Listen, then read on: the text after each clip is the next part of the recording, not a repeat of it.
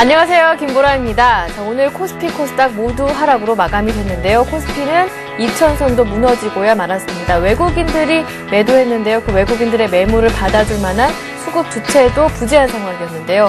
결국 2000선 무너졌고요. 1990선마저 조금 하회하면서 1989포인트에서 하락으로 마감이 됐습니다. 네, 코스닥도 3거래일 만에 하락 전환했는데요. 하지만 낙폭은 크지 않은 상황에서 520선을 유지하는 정도에서 마무리가 됐습니다. 자, 오늘 장 어떠한 재료들이 영향을 미쳤던 것인지 전문가와 함께 분석해보고요. 대응 전략까지 함께 꾸려보겠습니다. 네, 주식 고수들의 똑소리나는 투자 비법이 살아있는 대박클럽. 오늘은요, 매주 수요일 함께하는 분입니다. 이트레이드 증권 온라인 PB센터에서 전장석 센터장님 오셨습니다. 안녕하세요. 예, 안녕하십니까. 네, 반갑습니다. 자, 오늘장 분석을 해보면서 대박클럽 문을 활짝 열어보겠습니다. 네, 장 초반에는요, 코스피 쪽에서는 외국인과 개인 쪽에서 매도를 했고요. 오후장 들어서는 기관마저 매도로 돌아서면서 낙폭을 크게 늘리는 모습이었습니다. 프로그램 매수도 들어왔지만 2000선을 유지해주는 수준도 아니었고요. 1990선마저 하회를 했는데요. 이렇게 수급도 불안한 상황에서 거래량도 올 들어 최저치였다고 합니다. 자, 왜 그랬던 것인지 시황 분석 전문가의 의견 들어보겠습니다. 예, 뭐 거래량이 최저치였다라고 하면 주가가 하락하면서 그다지 나쁜 건 아닌 것 같습니다. 투자자들의 심리가 2000선이 무너졌다라는 것, 그리고 이미 2000선이 지난번에도 한번 무너졌기 때문에 반등에 대한 기대감을 낙폭 과대에 따라서 가지고는 있었지만 생각보다 힘이 참 취약하다라는 생각을 갖게 했던 하루였던 것 같습니다. 오늘 시장 같은 경우에도 지난주 만기 이후에 외국인 투자가들의 장중 순매도 규모가 좀 줄어드는 듯 했습니다만 결과적으로 오늘 시장에서도 외국인 투자가들의 매도를 중심으로 해서 시장이 전반적으로 좀 조정을 받았고요. 또 조정을 받은 종목이나 업종들의 면면을 좀 살펴보니까 정유화학 섹터, 최근에 유가의 흐름들이 비교적 강한 모습들을 보여주면서 인기를 얻었던 정유화학 섹터가 생각보다 좀 크게 빠지는 모습들을 보여줬고요. 또 중공업, 조선 관련된 종목들 같은 경우도 하락폭이 좀 컸었습니다. 여전히 단기 상승에 따른, 특히 8개월 동안 상승을 했기 때문에 상승에 따른 부담 요인들이 많이 작용했던 것 같죠. 이런 부분들은 미국 시장에서도 그대로 나타났던 것 같습니다. 미국 시장 같은 경우도 최근에 단기적으로 꾸준하게 상승을 했기 때문에 어떤 이익 실현에 대한 그런 시장에서의 물량 출현들이 좀 있어서 조정을 받았고, 이것이 오늘 첫 조정이다 보니까 추가적인 하락에 대한 우려감들이 좀 있었던 것 같습니다. 그래서 오늘은 개인 투자가들이라든가 외국인 투자가들이 모두 매도에 나서면서 전반적으로 장 초반보다 후반이 약한 이런 모습들을 보여주면서 장이 마감을 했습니다. 일단 중요한 것은 베이시스 상황들, 즉 선물과 코스피 200 지수 간의 가격 격차가 베이시스인데, 이 베이시스가 선물이 좀 고평가되는 현상들이 나타나면서 그동안 프로그램 매물들이 나왔습니다만 오늘은 프로그램 매수세가 유입이 되면서 그나마 좀 하락을 받쳐주는 역할들을 좀 하지 않았나라는 생각을 해볼 수가 있겠고요. 전반적으로 이제 중국이 어느 정도 긴축에 대한 우려감들이 완화되는 모습들을 좀 보여주고 있죠. 시장에서 나타나고 있는 경제 지표들이 긍정적인 시그널들이 전개가 되면서 오늘 시장은 의외로 중국 관련된 종목들이 그나마 선전을 하는 모습들을 보여줬고요. 그리고 이미 지난 4분기가 어느 정도 바닥권이다라는 인식이 형성되면서 올 상반기 때 주가 회복이 기대되고 있는 IT 섹터, LED 쪽, 그리고 LCD 쪽, 그리고 태블릿 PC 관련된 업종군들이 전반적으로 지수에 비해서는 선전하는 모습들을 보여줬습니다. 그래서 지금 2월 달은 그동안 상승에 따른 조정이 불가피한 상황이 아니냐라는 생각을 해볼 수가 있겠습니다. 그래서 여러분들이 조정에 대해서 너무 우려하실 필요는 없다. 한 가지 신뢰를 해볼 수 있을 것은 우리가 현재가 경기 과열 국면이어서 금리를 인상하고 이로 인해서 주가가 조정을 받는 그런 국면이 아니다라는 것이죠.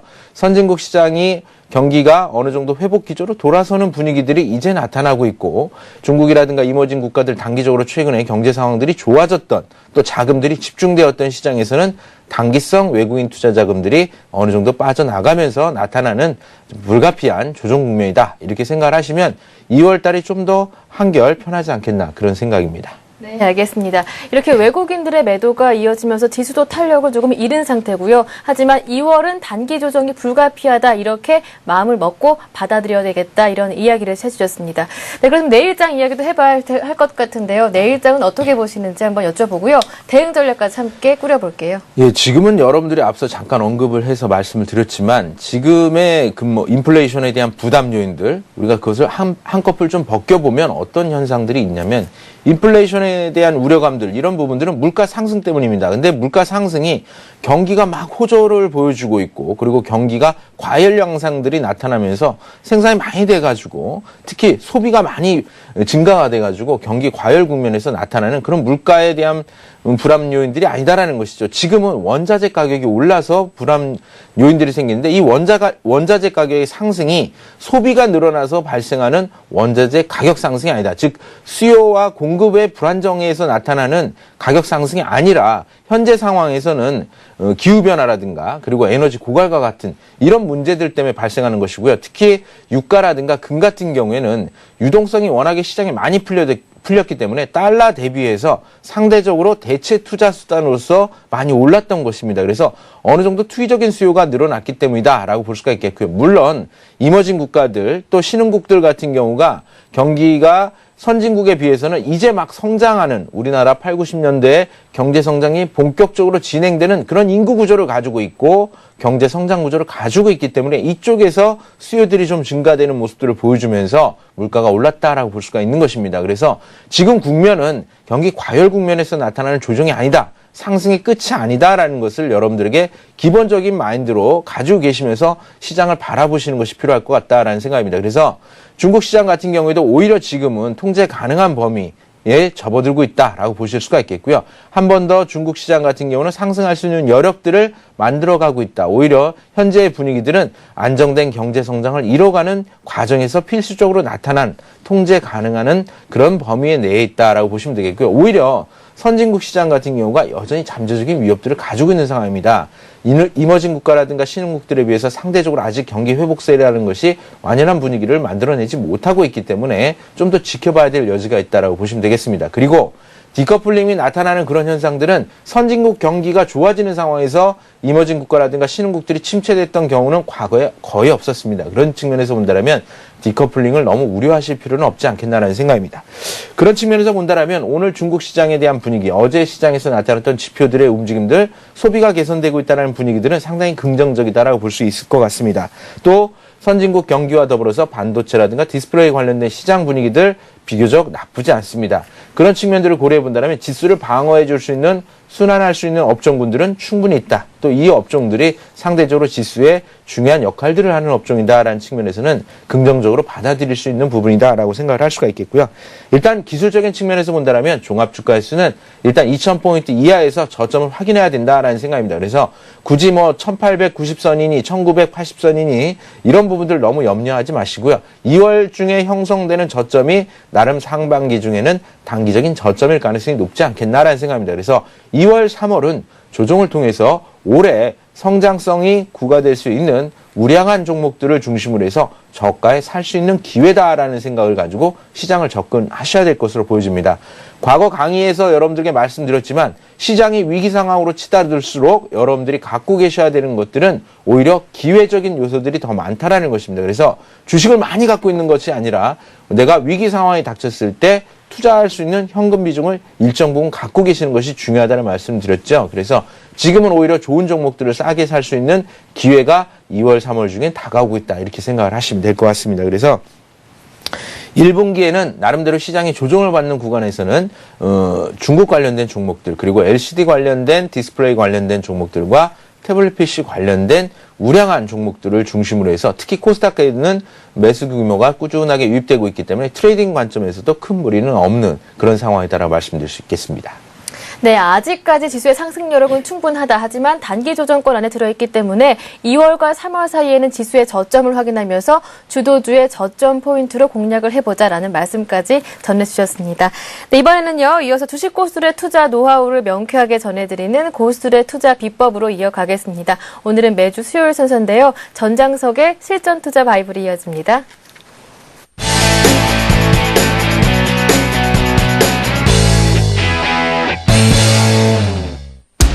누구나 쉽고 간단한 방법으로 달성 가능한 수익률을 이루기 위한 실질적인 실전 트레이딩 기법, 전장석의 실전 투자 바이블 지금부터 함께합니다. 네, 전장석의 실전 투자 바이블 강의 내용 들어보기 전에요. 여러분들 강의 끝난 이후부터 실시간 종목 상담 코너 이어지는데 이 코너 어떻게 참여하시는지 그 참여 방법부터 알려드리겠습니다. 오늘도 마찬가지로 문자는 살짝 접어두겠습니다. 대신에 샘플러스 홈페이지에서요. 와글와글 게시판을 활짝 열어둘 텐데요. 이 게시판 안에 들어오셔서요. 상담받고 싶은 종목에 대한 내용을 자세하게 남겨주시면 됩니다. 매수하신 종목명과 매수가 그리고 비중을 적어주시고요. 어떤 점이 고민이었는지 샘플러스 와글와글 게시판을 통해서는 더욱 상세하게 남겨줄 수가 있습니다. 그만큼 더욱 정확하고 자세한 상담을 받아보실 수가 있겠죠. 네, 그리고 샘플러스에서 이렇게 증권 전문가 방송을 하고 있다는 것도 모두 알고 계시죠? 시간대별로 들어오시면요. 최고의 전문가들이 여러분들께 무료 증권 방송도 제공해 드리고 있으니까요. 적극적으로 한번 활용을 해보시길 바랍니다.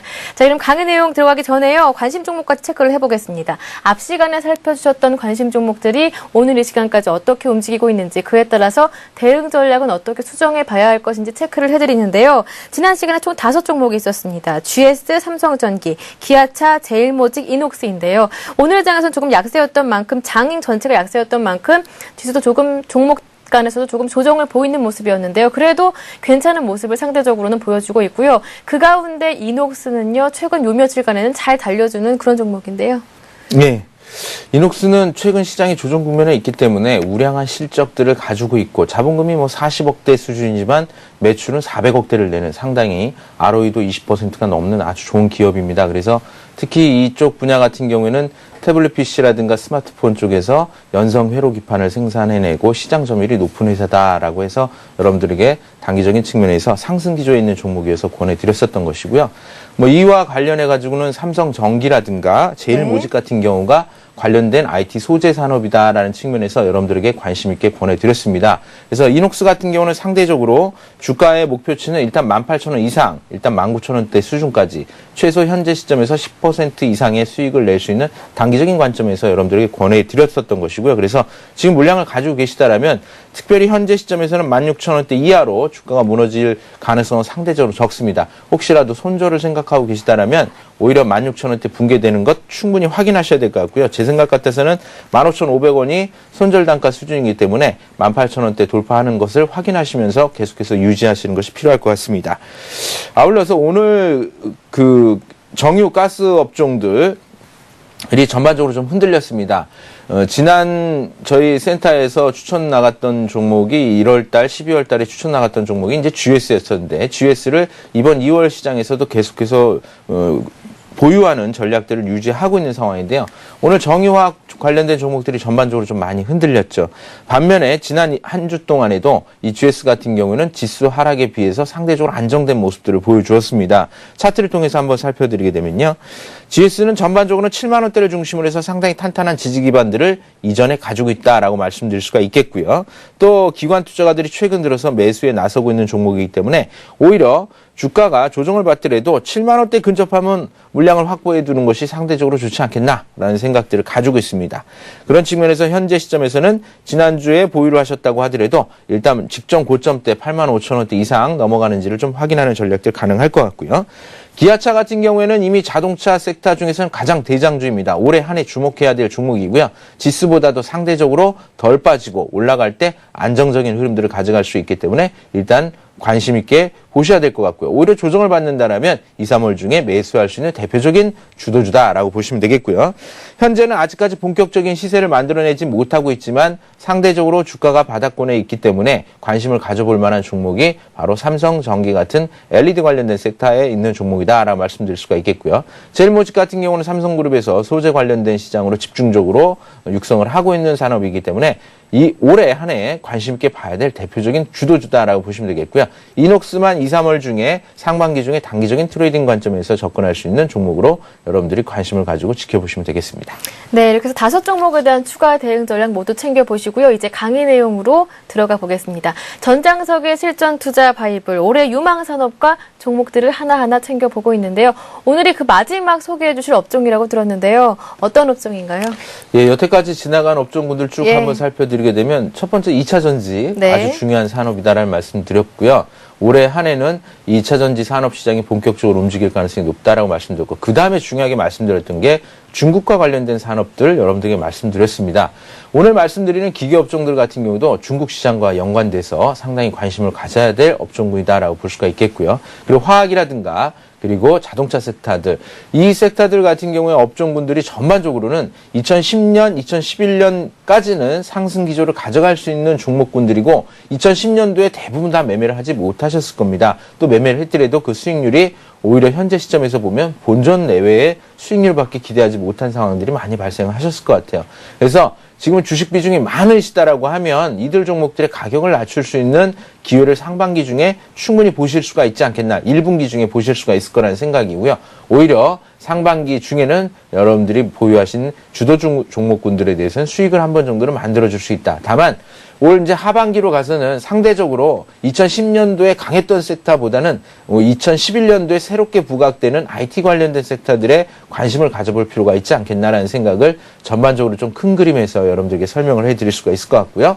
오늘 중국 관련된 종목군들이 어느 정도 강한 모습들을 보여줬는데 대표적으로 기계업종들도 거기에 해당될 수 있기 때문에 함께 살펴보는 시간을 갖도록 하겠습니다. 자, 오늘 마지막으로 업종 소개해 주실 업종이 바로 기계산업입니다. 올해 수출이 증가할 것이라고 하는데요. 그만큼 또 유망하다는 얘기가 되겠죠. 마지막인 만큼 더 기대가 됩니다. 어떤 내용인지 오늘 강의 더 귀 기울여서 눈 크게 뜨시고 살펴보시기 바랍니다. 자, 자세한 내용으로 들어가 볼까요? 예, 화학업종이나 기계업종이나 경기하고 상당히 민감합니다. 경기가 본격적으로 회복되는 시즌이 다가오게 되면 화학업종들이라고 그리고 기계업종들이 전반적으로 늘어납니다. 그것은 경기가 회복되면 투자가 늘어날 것이고 이 투자는 인프라에 대한 건설이라든가 개발이라든가 이런 쪽의 산업들이 본격적으로 활발하게 움직이기 시작하죠. 이때 나타나는 것이 기계업종들의 어느 정도 실적들이 좋아지는 모습들, 수주 실적들이 좋아지는 양상들이 전개된다는 것이고요. 또 한 가지는 이로 인해서 임금이 인상되고 소비가 늘어나게 되면 화학 관련된 업종들도 같이 움직이는 그런 흐름들을 보여줍니다. 특히 화학 관련된 종목들 중에서는 소재라든가 화학 부품들, 화학 생산 원재료들을 만들어내는 그런 쪽에 경쟁력을 갖고 있는 기업들이 좋아지게 되죠. 그런 측면에서 본다면 기계업종들 같은 경우는 경기 침체 국면에서 이제 이머징국과 신흥국가들이 경기 회복세에 대한 모습들이 강하게 나타나고 있고 또 잠시 투기적인 자금들이 빠져나가면서 선진국으로 경기 회복에 대한 기대감들이 솔솔 풍기고 있는 현재 상황들을 고려해 본다면 특히 중국 같은 경우에는 관심 있게 기계업종들이 올해 서부 대개발이라든가 인프라 건설들이 본격적으로 늘어납니다. 오늘 매경신문을 좀 살펴보니까 이런 내용들이 좀 나오기도 했었어요. 아마 대부분의 경제신문에서는 올해 안에 계속해서 다양한 신흥국들에 대한 리뷰가 있지 않겠나라는 생각인데 아프리카 관련된 내용들이 나왔습니다. 즉 아프리카 같은 경우는 중국, 유럽, 그리고 미국 국가들을 합친 땅덩어리보다 더 많은 땅을 가지고 있습니다. 거기엔 무한한 자원들이 있고요. 최근에는 아프리카 같은 경우에 국민 젊은 층 같은 경우가 우리나라와 같이 어떤 속도라든가 부지런함들이 많이 형성되고 있다고 합니다. 그러면서 나타나고 있는 현상들이 적극적인 투자 유치와 개발들이 일어난다라고 하죠. 이처럼 신흥국가들, 특히 인구 밀도가 젊은 층 위주로 집중화되어 있는 이런 신흥국가들에 대한 개발 투자가 집중화되면 될수록 이런 기계 산업들 같은 경우는 초기 시장에서 상당한 실적들을 낼 수 있다라는 가능을 우리가 기대해 볼 수 있을 것 같습니다. 그런 측면에서 기계는 상당히 글로벌한 경제 성장 흐름하고 비슷한 사이클을 가져간다고 볼 수가 있겠고요. 특히 유가의 흐름들, 즉 수요가 늘어나면서 유가가 상승할 때도 그런 현상들이 많이 나타나는 것을 볼 수가 있겠습니다. 올해 경제성장과 유가 흐름들을 좀 살펴보게 되면 2009년도 바닥을 찍고 2010년도 회복되면서 2011, 12년도에 안정된 기조를 갈 가능성이 상당히 높고요. 유가 같은 경우에도 이와 더불어서 성장하는 흐름들을 함께 보여줄 가능성이 높다. 그리고 미국 시장 같은 경우에도 보시게 되면 전반적으로 미국이 경기 회복 신호들이 최근에 나온다라는 얘기들을 많이 들으셨을 겁니다. 그래서 모기지와 관련된 부분들, 연체율 같은 경우에도 어느 정도 안정된 모습들을 보여주면서 꺾이고 있고 또 실질적인 소비 같은 경우에도 늘어나는 양상들이 왼쪽 화면을 통해서 보실 수가 있을 것 같습니다. 이런 미국 시장이 제조업 같은 경우에도 늘어난다는 것은 제조업이 늘어나는 것은 제조업에 대한 투자 또 제조업에서 필요한 기계 설비들이 증설이 되면서 이런 기계업종과 관련된 수요가 늘어나게 되고 주문이 늘어난다라고 보실 수가 있을 것 같습니다. 즉 설비에 대한 가동률이 늘어난다라고 볼 수가 있을 것 같은데요.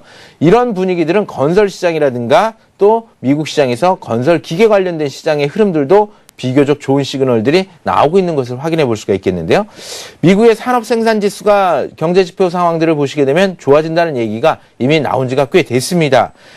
지난 2009년도 4분기, 3분기를 지나가면서 사실 산업 생산은 회복세를 보여주기 시작을 했었죠. 이와 더불어서 미국의 대표적인 건설기계 관련된 업종들, 캐터필러라든가 고마즈 같은 경우 매출액들이 늘어나는 양상들이 전개가 되기도 했었고요. 또 오른쪽 같은 경우는 산업 생산 지수하고 그 두산 인프라코어가 출자한 DII 같은 경우 보시게 되면 주가의 흐름들과 매출액과 더불어서 산업 생산 흐름들이 같이 동조화되는 현상들이 전개가 되고 있다는 것입니다. 이런 분위기들은 전반적으로 미국이라든가 이런 중국 시장에서의 분위기들이 경기 회복세를 타면서 증가되고 있는데 이런 분위기들은 실물 경기가 회복되는 시그널이다라고도 생각해 볼 수 있어서 상당히 중요한 지표다라고 볼 수가 있겠고요. 무엇보다도 이런 분위기들은 중국 같은 경우가 먼저 흐름들이 나타나기 시작했다는 것이죠. 중국 관련돼서는 2010년도에 보시게 되면 건설기계 시장들과 더불어서 두산 인프라코의 판매 실적들이 2010년도 10월달 이후부터 본격적으로 증가되는 양상들이 전개가 되고 있다는 것입니다. 이렇게 시장 분위기들이 좋아지고 있는 것은 전반적으로는 이런 설비 쪽의 분야들이 증가되는 양상들이 전개가 되고 있고 또 미국과 중국 시장에서 이런 매출이라든가 산업 생산 지수가 늘어나는 모습들을 보여주면서 전체적으로 2011년도 들어가서는 본격적인 흐름들이 나타날 가능성이 상당히 높다는 겁니다. 즉 매출과 실적이 늘어났는데 사실 기계업종들 같은 경우는 2010년도에 주가 상승이 뭐 중공업 관련된 섹터라든가 화학이라든가 자동차에 비해서는 상대적으로 오르지는 못했습니다. 특히 자동차라든가 조선이라든가 중공업 관련된 섹터들 같은 경우에 수주라든가 매출이 늘어날수록 거기에 필요한 부품이라든가 기계 장비 업종들이 설비 투자와 맞물려서 증가될 수밖에 없기 때문에 기계 업종들이 이쪽 시장에 어느 정도 상승을 하고 나서 후발주자로 움직일 가능성이 높기 때문에 우리가 관심 있게 지켜봐야 되지 않겠나라는 생각을 해볼 수가 있겠고요. 또한 경기 회복과 더불어서 나타날 수 있는 대표적인 것은 에너지에 대한 수요가 증가될 수 있다는 겁니다. 에너지에 대한 수요가 증가되면 중동 국가들, 특히 산유국들 같은 경우에 오일머니들을 많이 벌게 되죠. 이러한 오일머니들은 투자로 이어질 가능성이 상당히 높습니다. 앞서 아프리카 얘기 잠깐 말씀드렸고 브라질 내용도 많이 말씀을 드렸지만 이들 국가들은 자원을 무기로 해서 발생한 재화들, 즉 자금들을 내부적인 인프라 투자에 쏟고 있다는 것이죠. 특히 이들 국가들 같은 경우에는 산업 인프라 또는 설비, 담수화 설비 또는 원유 저장과 관련된 설비, 이런 플랜트와 관련된 설비, 발전 분야에 대한 설비들이 급속도로 늘어날 수가 있다는 것이죠. 이런 쪽에서 매출에 대한 기대를 많이 가져볼 수 있다는 것입니다. 그래서 상반기 때 뉴스로도 많이 들어보셨지만 발전 설비 관련돼서는 다양한 내용들이 신흥국가들에서 많이 나왔고요. 또 중국과 관련돼서도 경기를 보다 안정화시키기 위해서는 서부 대개발이라든가 어떤 고용에 대한 동부와 서부 간의 발전에 대한 균형들을 이뤄갈 수밖에 없는 상황이기 때문에 중국 정부에 대한 정책들이 그쪽으로 계속해서 관심을 가질 수밖에 없다는 것을 여러분들이 염두에 두셔야 될 것 같습니다. 이런 분위기들이 올해 전반적으로 기계업종들이 다소 시장하고는 좀 떨어졌지만 좀 더 뒤늦게 발동이 걸릴 수 있다라는 측면에서 관심을 좀 가져볼 필요가 있을 것 같습니다. 자, 그래서 우리가 이제 좀 주목해 봐야 될 부분들은 이제 올해 이제 시장에 대한 전망들이 무엇보다 중요할 것 같은데요. 네, 이렇게 보니까 기계산업도요, 정리를 해보면요, 꾸준하게 발전을 해오다가 다른 업황들이 마찬가지였던 것처럼 금융위기 때 잠시, 글로벌 금융위기 때 잠시 주춤했다가 올해 다시 지난해부터 성장을 해주고 있는데요. 중요한 거는 올해 어떻게 업황이 회복될 것이냐, 어떻게 성장할 것이냐인데요. 지금부터 자세하게 2011년에 기대를 한번 걸어보겠습니다. 자세한 내용 들어볼까요? 예, 앞서 말씀드린 거 이제 포인트는 2011년도에 전반적으로 중요하게 우리가 관심 있게 봐야 될 것은 플랜트 쪽입니다. 중동 국가라든가 또는 신흥 국가들, 아프리카 국가들의 플랜트 수출이 늘어날 확률이 상대적으로 많이 높다라는 것이죠. 또 중요한 것은 원엔에 대한 환율 움직임들이죠. 엔화가 강한 모습들을 보여주고 있기 때문에 과거에는 기술력을 갖고 있는 일본 기업들과 우리나라의 기업들이 경쟁을 했을 때 상대적으로 경쟁이 좀 취약한 그런 양상들이 있었지만 지금은 환율에 대해서도 유리하게 작용을 하고 있고 또 관련된 기계 쪽에서의 경쟁력들, 원천 기술 같은 경우도 많이 따라잡았다라는 것입니다. 그런 측면에서 본다면 일본 업체들이 나름대로 경기 침체 과정들을 선진국과 함께 겪고 있다는 측면에서는 상당히 안정적으로 경쟁력을 확보할 수 있다는 부분이고요. 무엇보다도 2010년도에는 상대적으로 주가가 움직이지 못했다라는 측면에서 올해 두각을 나타낼 가능성이 상당히 높다. 무엇보다도 해외 플랜트와 관련된 수주 실적들이 증가될 가능성이 높고 이런 부분들은 상당히 대규모 자금들로 이루어질 가능성이 높다라는 것이죠. 올해 2010년도에 나타났던 분위기들을 좀 살펴볼까요? 해외 산업설비 수주 흐름들입니다. 2007년, 8년, 9년, 10년도 이렇게 보시게 되면 급속도로 증가되는 양상들이 전개가 되고 있죠. 이것이 해외 산업설비 수준 분야가 작년도 2009년도, 2010년도에 대비해서 무려 130% 이상 증가가 되었고요. 이런 플랜트 비중 중에서 발전 설비가 차지하는 비중이 무려 64%입니다. 그래서 원자력과 관련돼서도 많은 뉴스들이 나오기도 했지만 발전 설비하면 꼭 원자력만 생각하실 필요는 없겠고요. 즉 전기를 생산해낼 수 있는 플랜트, 그리고 중동 국가라든가 아프리카 국가들 같은 경우는 담수화 설비와 관련된 물이 상당히 전 세계적으로 물이 부족한 현상들이 많이 나타나고 있죠. 환경과 관련돼서 이런 플랜트와 관련된 설비들이 증선될 가능성이 높습니다. 그래서 발전 분야, 그리고 정유공장 설비 분야, 이런 부분들, 인프라 쪽에 투자가 집중될 가능성이 상당히 높다는 것이고요. 앞서 2010년도에 주가가 상대적으로 많이 못 올랐다는 말씀드렸는데, 과거의 흐름들을 좀 살펴보시게 되면 화면을 통해서 보시면 금방 아실 수가 있을 건데요.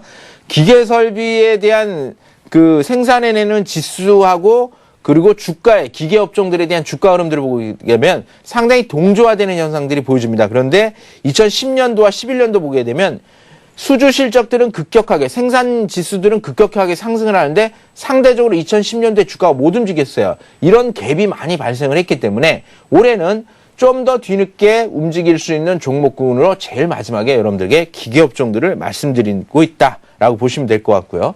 또 기계업종들 같은 경우에는 앞서 완제품을 생산해내는 자동차라든가, 올해 자동차 시장은 계속해서 경쟁력과 실적 우위를 가져갈 수 있는 아주 중요한 산업이다라고 말씀드릴 수가 있을 것 같고요. 조선업종 같은 경우는 상반기 때 다소 급등에 따른 부담점들이 있지만 전반적으로 실적이라든가 수주에 대한 흐름들은 꾸준할 가능성이 높다라고 생각을 하고 있습니다. 또 경기 회복과 더불어서 중국과 미국에 대한 경기 회복 시그널들이 계속해서 나타나고 있기 때문에 올해 어떤 기계 시장에 대한 전망들은 글로벌한 경기 회복과 더불어서 상당히 긍정적인 흐름들을 가져갈 가능성이 높다, 이렇게 보시면 될 것 같습니다. 그런 측면에서 본다면 현재 기계업종들에 대한 전반적인 주가의 흐름들도 상대적으로 적고, 또 2008년도에 최대 성수기를 맞았었는데 그때 매출을 이미 뛰어넘고 있다라는 것이죠. 그런 측면에서 보면 문제는 기계업종들 같은 경우에는 유망한 종목들이 몇몇 정해져 있고 나머지 종목들은 대부분 다 부품과 관련된 중소형 회사들이다, 이렇게 생각을 하시면 될 것 같습니다. 그래서 몇몇 종목에 집중해서 투자하는 것이 상당히 중요하다. 특히 대형 기계업종 중심으로 가야 되는데 우리나라에서는 대표적으로 두산그룹과 관련된 종목들을 집중해서 여러분들이 좀 보실 필요가 있지 않겠나라는 생각을 좀 가질 수가 있을 것 같습니다. 그래서 두산그룹주들을 중심으로 해서 여러분들이 좀 살펴보시는 것이 무엇보다 필요할 것 같은데요. 그런 내용들을 좀 더 구체적으로 좀 살펴보도록 하겠습니다. 기계업종 분야를 좀 세 분야로 좀 나눠보게 되면 자동차라든가 조선이라든가 이런 쪽 분야에서 이제 공작 기계에 관련된 설비 부품주들인데 이 중에서는 대표적으로 아주 강하게 움직이고 있는 것이 YG원입니다. 벌써 주가 흐름들이 상당히 강하게 가고 있죠. 그리고 건설 기계 설비 부품 관련돼서는 두산인프라코어와 동양기전이 대표적인 종목이다라고 보시면 되겠고요. 플랜트와 관련돼 가지고 부품과 관련된 어떤 장비들이라든가 관들을 연결하는 그런 중소형 회사들 같은 경우는 상대적으로 주가가 많이 빠져 있는 상황인데 이들 종목들은 개별 기업들이 움직일 수 있는 일단 4월달 이후의 장세에서 3월 이후 장세에서 관심을 가지시면 어느 정도 저점에서 회복 국면들이 나타나지 않겠나라는 생각을 좀 가져볼 수가 있을 것 같습니다. 일단 제가 두산그룹에 대한 내용들을 말씀드리면서 강조를 드릴 수 있는 부분들은 지주회사격으로 두산이 있고 그 밑에 두산중공업이 있고 두산중공업 밑에 자회사들이 대주주 형태의 계열을 거느리고 있습니다. 특히 두산중공업과 두산인프라코어 같은 경우는 원청기 기술에 대한 수직 계열화가 잘 되어 있기 때문에 나름대로 경쟁력을 많이 갖고 있다는 것이죠. 정부에 의존해서 영향을 많이 받는 원전에 대한 분야에서도 두산중공업 같은 경우는 역할을 할 수는 있지만 실제로 화력발전 분야라든가 터빈 분야라든가 엔진 분야라든가 그리고 중장비가 관련돼서 두산인프라코어 같은 경우에는 관련된 부품이라든가 유압 관련된 설비 분야에서 나름대로 경쟁력을 수직 계열화해서 갖고 있기 때문에 가격 경쟁력을 갖고 있다는 것입니다. 이런 부분들이 현재 2010년도의 주가 흐름들이 완만하고 현재 바닥권을 다져가고 있는 모습들을 보여주고 있기 때문에 추가적인 상승에 대한 기대감들이 상당히 많다라는 것이고요. 무엇보다 두산인프라코어 같은 경우는 그동안 우려가 되었던 자회사들에 대한 실적이라든가 계열 정리라든가 이런 부분들이 2010년도를 기점으로 해서 다 마무리가 되었다는 것입니다. 그래서 오히려 미국이라든가 중국에 가지고 있는 자회사들이 본격적인 실적 회복세로 반영될 가능성이 높겠고요. 이런 부분들이 IFRS가 도입이 되게 되면 지주회사에 대한 프리미엄들도 함께 중공업 쪽으로 유입될 수 있다라는 기대감들을 가지고 있다. 이렇게 보시면 될 것 같습니다. 그래서 두산그룹주들 중에서는 두산인프라코어를 가장 1등주로 주도 종목으로 여러분들이 선정을 해서 올해 꾸준하게 주가가 조정을 받는 그런 국면에서 관심 있게 물량을 모아보시는 것은 큰 무리가 없을 것으로 생각이 되고 있고요. 올해는 전반적으로 꾸준하게 이런 쪽에서 수주 실적들이 나올 때마다 주가 흐름들이 전개가 될 가능성이 상당히 높습니다. 아직까지는 그 매출액이 현재 시장 분위기로 본다면 기대감들을 많이 갖고 있지만 이미 물량 확보들을 해놓은 상태이기 때문에 기술적인 측면에서는 큰 무리가 없다라는 것 여러분들에게 강조를 드리면서 전반적으로 기계 관련된 시장은 핵심주를 중심으로 해서 집중적으로 투자하시라는 것으로 마무리를 짓도록 하겠습니다. 네, 이렇게 해서 전장석의 실전 투자 바이블 오늘 강의 내용은요. 기계업 쪽에 대해 살펴봤고요. 그리고 관심 종목으로 두산그룹주까지 챙겨주셨습니다. 이제 이 강의 내용과 별도로 해서요. 오늘 전장석 센터장님이 들고 나오신 관심 종목까지 챙겨보겠습니다. 예, 오늘은 제가 여러분들에게 이제 권해드릴 게 두산 인프라코어를 앞서 설명을 해드렸기 때문에 두산 인프라코어를 여러분들에게 권해드릴까 하고요. 오늘 시장에 이제 테마였었던 것이 바로 이제 중국과 관련된 소비 흐름들에 대해서 긍정적으로 평가를 하고 있다라는 시장 분위기죠. 두산 인프라코어 차트를 통해서 한번 살펴보도록 하겠습니다. 자, 두산 인프라코어는 현재 상황에서 밀려도 중요한 추세선들에 놓여져 있기 때문에 매수할 수 있는 기회들도 있지만 가볍게 물량을 덜어낼 수 있는 찬스들도 쉽게 확인할 수 있다라는 것입니다. 그래서 전반적으로 최근의 저점을 손절 단가로 설정을 하시면 되겠습니다. 그래서 궁극적으로는 28,000원대 깨지지 않을 거라고 생각을 하고 있습니다. 그래서 29,000원, 3만원대 미만에서 매수에 가담을 하시는 것이 비교적 안전할 것으로 보여지고 있고요. 29,000원대를 지지하는 모습들을 보여준다면 올해에 추가적으로 31,000원대, 32,000원대 이상 갈 가능성이 높겠고요.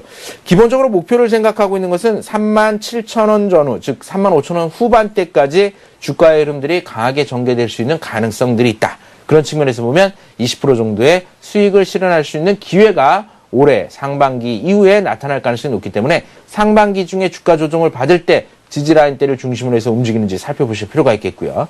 또 이미 2010년 10월 달 그리고 11월 달에 여러분들에게 말씀드렸던 종목 중에서 중국과 관련돼서 여러분들이 기억하시는 종목들이 몇 있죠. 락앤락이라든가 오리온이라든가 베이직하우스라든가 아모레퍼시픽이라든가 한국콜마라든가 이런 종목, 코스맥스 같은 화장품과 관련된 소비 관련된 종목들이었습니다.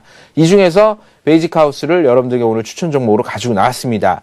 개인 투자가들이 선호할 수 있는 종목이면서 그리고 실적도 상당히 좋아지고 있지요. 그런 측면에서 본다면 앞서 주가 조정들이 지난 11월 이후에 한 차례 조정을 받았다. 그래서 현재 시점에서는 2만원대 미만에서 매수하고 17,000원대 후반을 손절가로 설정을 해서 박스권이 무너지는 시점에서 던지면 되겠다라는 생각이고요. 2만원대가 돌파가 되면 추가적으로 직전 고점대 23,000원대 수준까지는 단기 상승 22,000원을 목표로 보시면 약 15% 정도 수익 가능성들이 있는 종목군이다라고 보시면서 이번 조정기를 이용해서 기술적인 트레이딩 매매가 가능할 것으로 생각이 됩니다.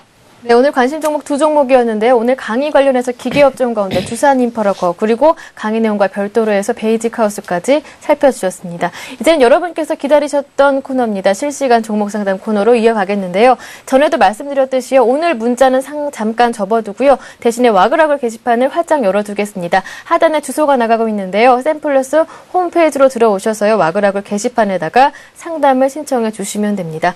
네, 가장 먼저 살펴드릴 분은요. 아이디 토수님께서 보내주셨습니다. 토순이님께서 매수하신 종목은 비트컴퓨터고요. 4,400원에 매수하셨고요. 비중이 30%입니다. 많이 올라도 걱정이네요. 계속 보유해도 괜찮을까요? 라고 하시네요. 예, 4,400원에 매수를 하셨으면 지금 5,000원대니까 4,400원이면 올라가기 바로 직전에서 매수를 하신 것 같아요. 네. 비트컴퓨터 같은 경우는 중소형 종목인데 재료에 의해서 움직였다라고 보시면 되겠는데요. 일단 테마를 형성할 가능성들이 높은, 특히 이제 올해 같은 경우에는 주가 흐름들이 비교적 최근 주가가 조정을 받으면서 움직이고 있는 종목들이 바이오 관련된 섹터, 헬스케어 관련된 섹터인데 오늘 뉴스가 뜨면서 주가가 상한가까지 올라간 것 같습니다. 일단 기술적으로 접근해야 된다는 측면에서는 일단 직전 고점 수준까지는 상승 여력이 있지 않겠나라는 생각인데 첫 상한가를 최근 들어서 이틀 전에 한번 만들어주고 오늘 시장에서 한 번 더 나타나는 현상들이 전개가 됐기 때문에 현재 시점에서는 이번 주 초에 6%, 오늘 상한가, 첫 상한가죠.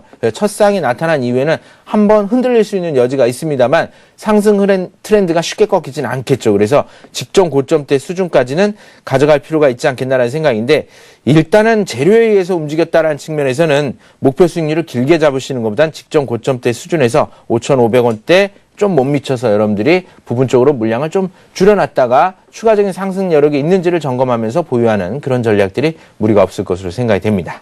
네, 이번에는요, 아이디 에이스X1님께서 보내주셨습니다. 종목은 인팩인데요. 5,500원에 매수하셨고요. 20% 비중 갖고 계십니다. 영업이익이 엄청나다고 하는데 21선을 깨고 하향하는 이유는 뭘까요? 라고 남겨주셨는데요. 4분기 영업이익이 무려 전년 대비해서 3배 정도 급등을 했습니다. 자동차 부품주인 인팩 한번 살펴볼까요? 예, 그렇네요. 오늘 자동차 관련된 섹터들 같은 경우는 전반적으로는 꾸준하게 실적들이 좋아질 수밖에 없는 구조입니다. 특히 기아차 같은 경우는 디자인에 대한 호평을 받고 있기 때문에 올해 한 해 계속해서 실적들이라든가 또 중국이라든가 미국 시장에서 선전할 것으로 기대를 하고 있고 현대차 같은 경우도 신차 효과들이 있기 때문에 꾸준한 매출액 성장이 2011년도까지는 이어질 것이다라는 기대감이 있습니다. 그래서 부품주들 같은 경우에도 그런 흐름들을 바탕으로 해서는 매출액이 증가되고 있는 구조들 가져갈 수밖에 없다라고 볼 수가 있기 때문에 재료적인 측면들에서는 상당히 좋습니다. 특히 차량용 블랙박스 분야에서 나름대로 회사에 대한 기대감들도 있기 때문에 긍정적이다라고 볼 수가 있겠고요. 매출과 관련돼서 이제 판관 비율이라든가 원가율을 고려해 본다면 약 95~6% 정도 되기 때문에 비교적 실적에 대한 수익성들도 비교적 좋은 회사다라고 볼 수가 있을 것 같은데요. 문제는 자동차 관련된 종목들이 단기적으로 최근에 나타나고 있는 종목들은 대장주만 안정된 흐름들을 보여주고 있고 같이 올랐던 테마형 종목들은 상대적으로 그 탄력성이 급격하게 떨어진다라는 것을 염두에 두실 필요가 있을 것 같습니다. 다만 한 가지 우리가 기대해 볼 수 있는 것은 12월 달과 1월 달 접어들면서 차트를 통해서 보시면 외국인들의 자금들이 좀 들어왔다가 외국인들의 자금들이 좀 빠져나가는 모습들이 나타나고 있는 것이 단기적으로 급등했다가 조정을 받을 때 나타나는 현상이고요. 특히 오늘 같은 경우에는 추세선들이 좀 흔들리는 모습들, 주 추세선은 현재 4,000원대 후반, 4,800원대, 4,700원대 있기 때문에 여기에서 다시 어느 정도 하락에 대한 조정폭이 멈출 것으로 보여지는데요. 일단 전략을 말씀드리자라고 하면 이 종목보다는 기아차를 매수하시는 게 좋습니다. 기아차 너무 올라서 어려운 거 아니냐? 차라리 좀 더 긴 안목으로 편안하게 투자하시려고 한다면 기아차가 좋다. 부품 관련된 종목들 여러분들이 공략하신다면 이전에 말씀드렸죠. SL이라든가 이런 종목들. 즉 완성차 업체에게 부품들을 다변화해서 제공을 하는 그런 부품사가 좋습니다. 하나의 회사에 부품이 집중화되어 있는 것은 나름대로 리스크가 있다라고 보실 수가 있을 것 같아서 일단은 단기적인 측면에서의 접근들이 필요하지 않겠나라는 생각입니다. 네, 알겠습니다. 이번에는요, 아이디 소망21님께서 보내주셨습니다. 삼성전기를 매수하셨는데요. 12만 7천원에 매수하셨고요. 비중이 20%입니다. 목표가 손절가 부탁드립니다. 라고 하시는데요. 오늘 종가가 딱 12만 7천원이네요. 지금이 매수가. 이렇게 예. 말씀드릴 수 있을 것 같은데 예. 오히려 13만 원대 미만에서는 이 종목은 사야 될 거다라는 생각을 하고 있고요. 손절 단가는 12만 원 정도 생각하시면 되겠습니다. 생각보다 많이 주가가 밀릴 수도 있는 가능성이 있지만 박스권의 기간 조정을 6개월 이상 준 가격권대가 12만 원대가 상당히 중요한 지지 기반으로서 형성되어 있다라 볼 수가 있겠고요. 그 반도체라든가 LED 가격 같은 경우가 사실상 지난 4분기와 1분기가 바닥권이다라고 생각을 하시면 되겠고요. LED 관련된 시장 분야들 같은 경우는 조명기기 쪽에서 어느 정도 뉴스들이 나오기 시작하면 주가가 움직일 가능성이 상대적으로 높다. 그리고 종합주가수에 비해서는 상대적으로 오르지 않았기 때문에 이번 미국 경기에 대한 분위기들이라든가 선진국 시장에 대한 분위기들이 좋아지게 되면 2분기 때 긍정적으로 보실 필요가 있을 것 같습니다. 그래서 목표는 사실상 이 종목은 17만 원 정도까지도 내다볼 수 있는 종목이다라고 생각을 하시면 될 것 같고요. 현재 측면에서는 12만 원대가 깨지지 않는 범위 내에서는 물량을 보유하고 계셔도 큰 무리가 없다. 다만 당장 어떤 수익 측면에서 접근하시고자 한다면 코스닥에 있는 앞서 말씀드렸던 태블릿 PC 관련된 우량 종목군 중심으로 트레이딩을 하실 수는 있겠지만 좀 더 편안하게 투자하신다면 여유를 가지고 보유하는 것이 필요하겠습니다. 네, 알겠습니다. 이번에는요, 아이디 강댕구님께서 보내주셨습니다. 안철수 연구소로 매수하셨는데요. 18,550원에 매수하셨고요. 비중이 25%입니다. 매수하신 지는 한 달 정도 됐다고 하는데 아직 매수가 회복도 못하고 있네요. 손절해야 할까요? 라고 하시는데요. 일단 안철수 연구소 같은 경우에는 수급 측면에서는 외국인들의 매수가 들어오고 있는 종목이기 때문에 무리가 없다라고 볼 수가 있겠고요. 이쪽 IT 쪽에서도 보안과 관련된 시장들은 여러분들이 대표이사 CEO라고 하면 기업의 비용을 지출하는 데 있어서 보안 관련된 부분들은 중요하긴 합니다. 그런데 당장 매출과 연관되는 부분들이 아닌 투자이기 때문에 소홀할 수밖에 없다라고 생각하시면 되겠습니다. 그래서 경기 회복 시그널들이 좋아지게 되면 상당히 주가 흐름들이 긍정적으로 나타날 가능성이 높고요.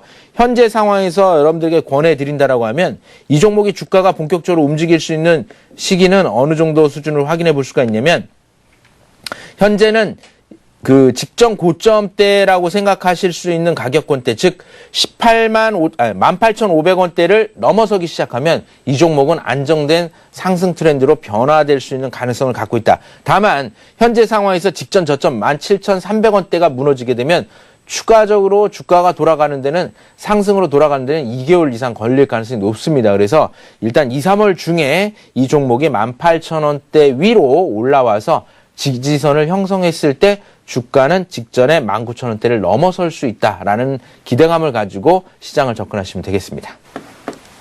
이번에는요, 아이디 마다중님께서 보내주셨습니다. RNL 바이오를 매수를 하셨는데요. 어제 2,550원에 매수를 하셨어요. 30% 갖고 계신데요. 오늘 불성실 공시로 인해서 오늘 거래가 정지됐네요. 이런 경우에는 내일 어떻게 할까요? 대응 전략 부탁드립니다.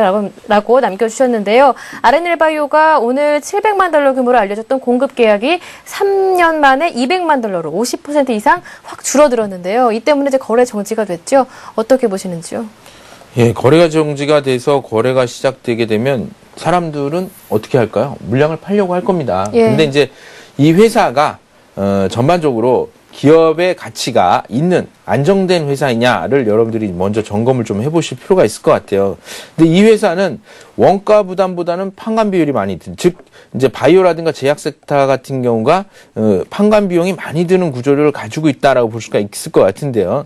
이 회사 같은 경우 최근 들어서 이제 상반기 때 나타나는 분위기는 바이오나 제약 관련된 종목들의 주가 흐름들이 비교적 좋은 흐름들을 보여줬습니다만 이 회사 같은 경우에는 매출액은 조금씩 늘어나는 모습들이 2009년도까지 보여주고 2010년도에도 그런 기대감을 가져볼 수 있는 종목이긴 합니다. 그러나 EPS라든가 순영업이익 같은 경우가 상대적으로 비용에 많이 들었기 때문에 이익을 내지 못했어요. 그래서 아직은 어떤 테마로 같은 업종군들이 움직일 수 있는 종목들이고 특히 최근 들어서 코스닥 시장에서 어느 정도 안정된 모습들이 나타나면서 어떤 중소형 종목들 같은 경우에는 쉽게 움직이는 어떤 큰 자금들이 일시적으로 들어왔다 빠져나가는 그런 작전성의 주가 흐름들이 변동성이 크게 나타나기 때문에 일단 제가 생각하기에는 단기적으로는 물량들이 나타날 가능성이 높겠지만 보유하고 있는 주식들은 가능하면 좀 더 우량한 종목으로 바꿔 타시기를 좀 권해드리고 싶습니다. 네, 알겠습니다. 이번에는요, 아이디 슝슝님께서 보내주셨습니다. 더존 비즈온을 매수하셨는데요. 6개월째 갖고 계신데요. 18,250원에 매수하셨고요. 비중이 30%입니다. 네, 올해 상반기까지 보유한다면 매수가 근처까지는 오를 수 있을까요? 라고 하시네요. 제가 보기에는 생각보다 네. 시간이 좀 많이 걸리지 않겠나라는 생각이 좀 상반기까지는 같습니다. 조금 너무 빠르고. 예. 일단 월봉을 한번 살펴보겠습니다. 기본적으로 주가가 이제 상승으로 전환되기 위해서는 하락하는 캔들보다 상승하는 양봉의 캔들이 늘어나는 모습들이 나타나야 되는데 일단 주가가 추가적으로 하락할 가능성은 상대적으로 좀 적지 않겠나 라고 이제 생각을 합니다. 현재 가격권대 12,000원대 중심으로 해서는 어느 정도 저점이 마련될 가능성이 높고 2월 중에는 일단 12,000원대, 13,000원대를 지지 기반으로 해서 주가의 하락이 좀 멈출 가능성이 높다. 코스닥 시장의 상승 흐름들과 더불어서 멈출 가능성이 높다라고 볼 수가 있을 것 같고요. 다만 이 종목이 상승세로 돌아서려면 4개월 정도의 시간이 필요합니다. 그렇다라고 하면 최소한 2달 정도 상승하고 1달 조정받고 다시 2달 정도 올라가는 그런 흐름들이 나타나야 되기 때문에 최소한 1분기는 지나고 나서 2분기에 가서나 매수가 가까이 움직일 수 있는 기회가 확인될 것으로 보여집니다. 그런 측면에서 본다면 이 종목은 2월 중에는 무엇보다도 15,000원대를 중심으로 해서 주가가 어느 정도 기술적인 반등을 시도하면서 15,000원대를 중심으로 해서 주가가 밀리지 않고 시간을 벌어주는 것이 무엇보다 중요하다. 즉 2, 3월 달 중에 15,000원대를 중심으로 해서 주가가 버텨만 주면 3, 4월 달 지나서는 어느 정도 상승에 대한 기대감들을 가져볼 수 있는 그런 종목군이다라고 보시면 될 것 같습니다. 이 회사가 사실상 특별하게 매출액이라든가 그리고 실적 측면, 기업 가치 측면에서 그다지 나쁜 회사가 아니다라는 측면에서는 긍정적으로 생각을 해볼 수가 있을 것 같습니다. 그래서 현재 전반적으로 이제 클라우드 컴퓨터와 관련된 기반들에 대해서 긍정적으로 재료들을 가지고 있는 측면들이 있지만 아직까지는 그 시장이 본격적으로 도래하지 않았기 때문에 좀 더 타이밍을 좀 길게 가져가는 이미 6개월 이상 보유하셨기 때문에 당장 2, 3개월 사이에 움직일 수 있는 그런 흐름들을 갖기에는 좀 더 시간이 필요하지 않겠나라는 생각입니다. 네, 알겠습니다. 이번에는요, 아이디 오후님께서 남겨주셨습니다. 종목은 SK이노베이션인데요. 계속 떨어지기만 하네요. 왜 이런가요? 질문을 남겨주셨습니다. 하지만 아직까지는 손실권은 아니신데요. 17만 1,000원을 매수하셨고요. 비중은 40%입니다. 아마 작년 말 정도에 매수를 하셨던 것 같아요. 한 11월, 12월 정도. 예, 정유 관련된 섹터들 같은 경우에는 일단 기관이나 외국인들이 최근 2월 달 접어들면서 물량을 네. 조금씩 줄여가고 있는 이 물량들이라고 하는 것은 기업의 가치라든가 또 업황과 달리 차익 실현 관점이다라고 보시면 될 겁니다. 아마 우리 투자자분들 같은 경우에도 지금 주가가 17만 원대 내려와서 있기도 하겠지만 19만 원대 이상, 20만 원대 근접 시에서 그런 생각을 가지셨을 것 같습니다. 그런 측면이다라고 생각을 하시면 될 것 같습니다. 그래서 일단은 중요한 것은 단기적으로 매도를 해야 되는 타이밍들이 일단 지나갔습니다. 즉 19만 원이 깨졌을 때 물량을 정리를 했어야 되는 타이밍이었고요. 기술적으로 지금은 정리하지 못한 타이밍이고 장기 추세선상에서 주가가 한번 쉬어갈 수 있는 가능성이 있습니다. 즉 하락을 좀 멈춰줄 가능성이 높다라고 보시면 될 것 같은데요. 월봉으로 보시게 되면 보시는 것처럼 이미 8개월 동안 주가가 올랐다가 첫 조정을 받는 겁니다. 그렇기 때문에 기술적으로는 가격 조정을 먼저 받을 가능성이 높다. 가격 조정을 받는다라고 하면 예상될 수 있는 가격권대는 1차적으로 17만 8천원대, 18만 원대 수준의 가격이 중요한 지지기반들이 깨졌기 때문에 기본적으로는 매수 가격이라든가 16만 원대 후반까지는 내려올 가능성이 높다라고 생각하시면 되겠습니다. 다만 이 가격대 범위 내에서는 회사에 대한 가치 측면에서 재매수 흐름들이 전개될 가능성이 높기 때문에 오히려 그 가격대에서는 반발 매수가 유입될 수 있다라고 보시면 되겠고요. 일단은 정유 섹터들 같은 경우 화학 관련돼서 올해 상반기 때에는 실적들이 상당히 좋습니다. 그래서 일단 1, 4분기에 실적들이 나오는 그 시점에서 주가는 다시 20만 원대 정도까지 흐름들을 가져가지 않겠나라는 생각이기 때문에 일단 2월 달의 조정은 감내해 주셔야 되지 않겠나라는 생각입니다. 네, 오늘 상담은 여기에서 마무리를 짓겠습니다. 시간 관계상 여기에서 마무리를 짓고요. 하루하루 이렇게 와글와글 게시판을 활용해주신 분들이 점점 늘어나고 있는데요. 오늘 강의 내용 관련해서 궁금하신 점이 남으시거나 상담받고 싶은 종목 있으시면 역시나 와글와글 게시판을 활용해주시면 됩니다. 샘플러스 홈페이지 들어오셔서요. 무료로 회원 가입하신 이후에 와글와글 게시판 활용해 보실 수가 있습니다. 네, 그리고 센TV에서 이제 증권 전문가 방송 보내드리고 있는데요. 샘플러스 홈페이지에서 역시 시청을 해보실 수가 있습니다. 시간대별로 들어오시면 무료 전문가 방송을 함께 하실 수가 있고요. 그리고 전문가들에게 종목 상담도 받아보실 수가 있고 관심 종목까지 받아보실 수가 있습니다. 네, 오늘 강의해 주시고요. 상담까지 맞춰주신 센터장님 수고 많으셨습니다. 고맙습니다. 자, 내일은 목요일입니다. 키움증권 주식 커뮤니티 엑스원의 전문가시죠. 주신왕의 특공개미 프로젝트가 준비되어 있으니까요. 내일 강의도 기대 많이 해주시고요. 내일 다시 저희와 함께 해주시기 바랍니다. 저는 내일 이 시간 다시 찾아뵙겠습니다. 고맙습니다.